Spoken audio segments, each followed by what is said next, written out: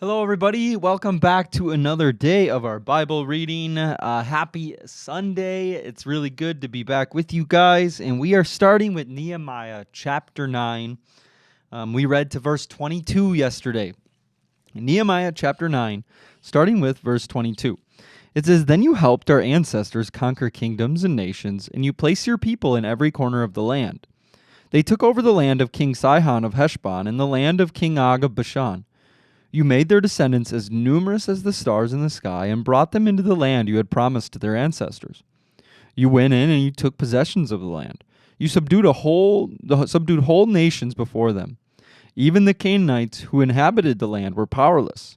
Your people could deal with these nations and their kings as they pleased. Our ancestors captured fortified cities and fertile land.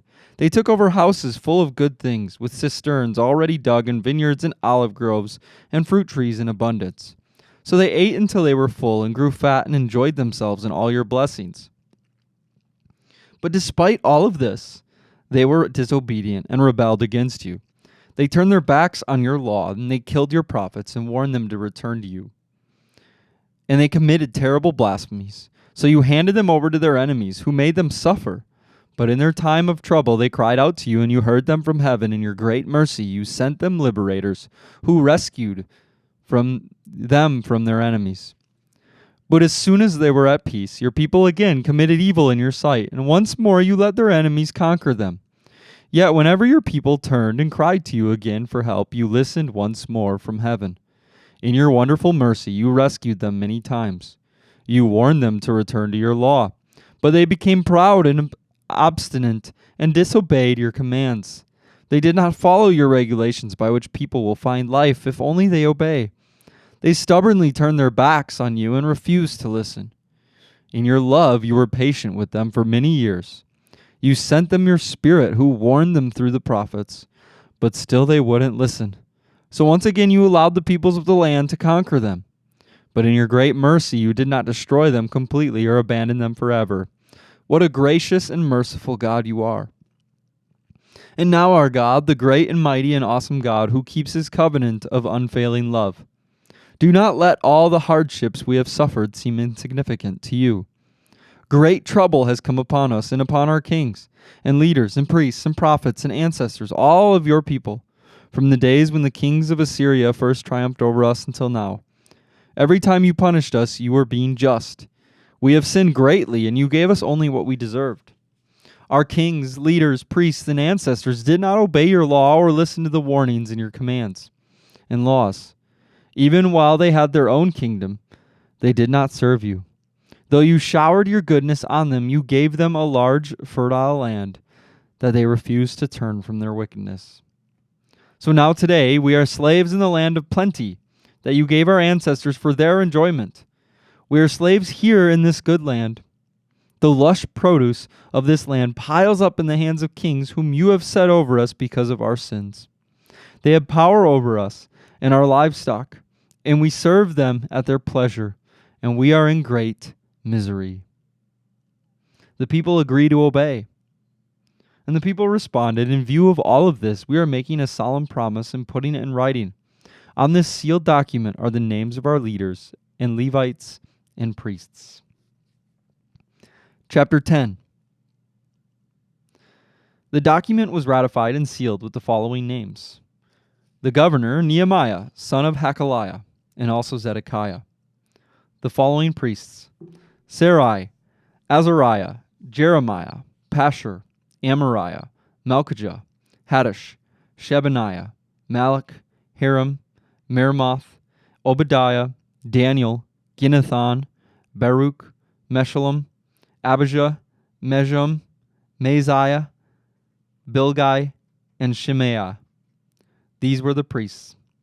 The following Levites: Jeshua, son of Azaniah, Benu from the family of Henadad, Kadmiel and their fellow Levites, Shabaniah, Hodiah, Kelita, Pelaiah, Hanan, Micah, Rehob, Hashabiah, Zakur, Sherebiah, Shebaniah, Hodiah, Bani, and Benini. The following leaders: Parash, Pahath Moab, Elam, Zetu, Bani, Buni, Asgad, Bebe, Adonijah, Bigvay, Hashem, Bezai, Hariph, Anathoth, Nabai, Magpiash, Meshullam, Hezer, Meshezabel, Zadok, Jeduah, Pelatiah, Hanan, Anaiah, Heshua, Hananiah, Hashub, Halohash, Pilha, Shobek, Rahum, Hashabnah, Messiah, Ahiah, Hanan, Anan, Malach, Hiram, and Bana. The vow of the people. Then the rest of the people, the priests, the Levites, gatekeepers, singers, temple servants, and all who had separated themselves from the pagan people of the land in order to obey the law of God, together with their wives, sons, daughters, and all who were old enough to understand, joined their leaders and bound themselves with an oath. They swore a curse on themselves if they failed to obey the law of God and as issued by his servant Moses. They solemnly promised to carefully follow all the commands, regulations, and decrees of the Lord our Lord. We promised not to let our daughters marry the pagan people of the land, and not to let our sons marry their daughters. We also promised that if the people of the land should bring any merchandise of grain to be sold on the Sabbath or any other holy day, we will refuse to buy it. Every 7th year, we will let our land rest, and we will cancel all debts owed to us. In addition, we promise to obey the command to pay the annual temple tax of 1/8 of an ounce of silver for the care of the temple of our God. This will provide for the bread of the presence, for the regular grain offerings and burnt offerings, for the offerings on the Sabbath, the new moon celebrations, and the annual festivals, for the holy offerings, and for the sin offerings to make atonement for Israel. It will provide for everything necessary for the work of the temple of our God. We have cast sacred lots to determine when, at regular times each year, the families of the priests, Levites, and the common people should bring wood to God's temple to be burned on the altar of the Lord our God, as is written in the law. We promise to bring the first part of every harvest to the Lord's temple year after year. Whether it be a crop from the soil or from our fruit trees, we agree to give God our oldest sons and the firstborn of all our herds and flocks as prescribed in the law. We will present them to the priests who minister in the temple of our God. We will store the produce in the storerooms of the temple of our God. We will bring the best of our flour and other grain offerings, the best of our fruit, and the best of our new wine and olive oil. And we promise to bring the Levites 1/10 of everything our land produces, for it is the Levites who collect the tithes in all our rural towns. A priest, the descendant of Aaron, will be with the Levites as they receive these tithes, and 1/10 of all that is collected as tithes will be delivered by the Levites to the temple of our God and placed in the storerooms. The people and the Levites must bring these offerings of grain, new wine, and olive oil to the storerooms and place them in the sacred containers near the ministering priests, the gatekeepers, and the singers. We promise together not to neglect the temple of our God. All right. That is chapter 10 of Nehemiah, and then we flip over to 1 Corinthians. We left off in chapter 9 with verse 19 yesterday, so we'll pick up there. So 1 Corinthians chapter 9, verse 19. Even though I am a free man with no master, I have become a slave to all people to bring many to Christ. When I was with the Jews, I lived like a Jew to bring the Jews to Christ.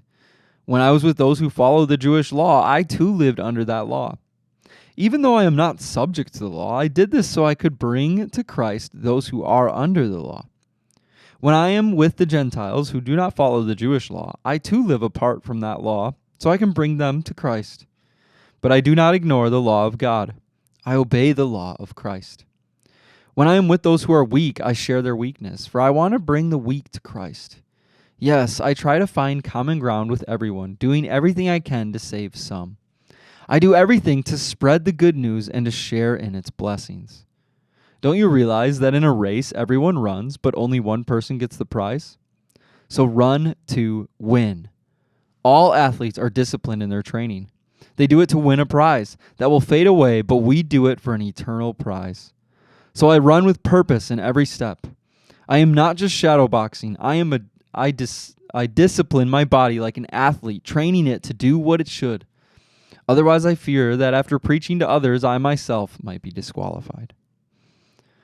Chapter 10, Lessons from Israel's Idolatry. I don't want you to forget, dear brothers and sisters, about our ancestors in the wilderness long ago. All of them were guided by a cloud that moved ahead of them, and all of them walked through the sea on dry ground. In the cloud and in the sea, all of them were baptized as followers of Moses. All of them ate the same spiritual food, and all of them drank the same spiritual water. For they drank from the spiritual rock that traveled with them, and that rock was Christ.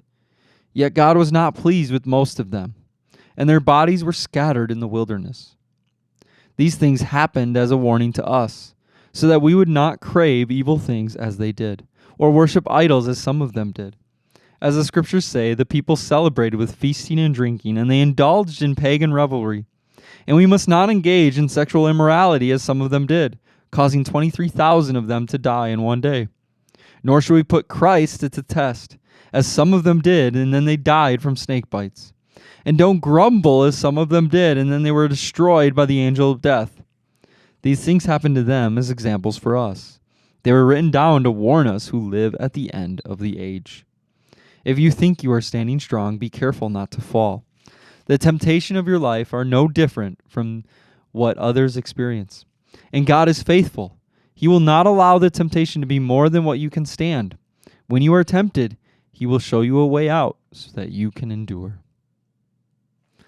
All right, we'll pick up there tomorrow. And then we jump to Psalm 34 today, verses 1 through 10. A psalm of David regarding the time that he pretended to be insane in front of Abimelech, who then sent him away. I will praise the Lord at all times. I will constantly speak His praises. I will boast only in the Lord, and let all who are helpless take heart.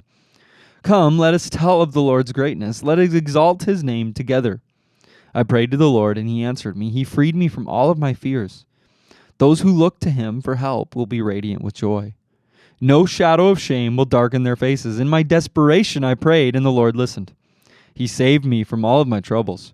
For the angel of the Lord is a guard, and He surrounds and defends all who fear Him. Taste and see that the Lord is good. Oh, the joys of those who take refuge in Him. Fear the Lord, you His godly people, for those who fear Him will have all that they need. Even strong young lions sometimes go hungry, but those who trust in the Lord will lack no good thing. And then, last but not least, we have Proverbs 21, verse 13. Those who shut their ears to the cries of the poor will be ignored in their own time of need. And then we close with our quote of the day from Oswald Chambers. Let's see what he has for us today. It says, the evidence of the new birth for August 15th. So then it says, to be born of God means that I have His supernatural power to stop sinning. It does not mean that we cannot sin. It simply means that if we will obey the life of God in us, that we do not have to sin. John 3:7 says, you must be born again. Let's pray. Lord, we thank You for another day. Lord, we thank You for a wonderful Lord's Day as it's Sunday. Father, we thank You that we get to worship together as a church family. So, Father, I just pray for anybody listening, Lord, that they have a body of believers that they can go and be a part of and be connected with. Lord, we just love You, and we thank You that we get to praise You and worship You and be with You. So, Father, we just thank You for Your Son, Jesus, who died for our sins. And, Lord, we just pray that we can live a life of obedience and a life that honors You and it brings You glory. We love You and we praise You. And in Jesus' name we pray. Amen. All right, everybody, that is it for today, August 15th, day 227.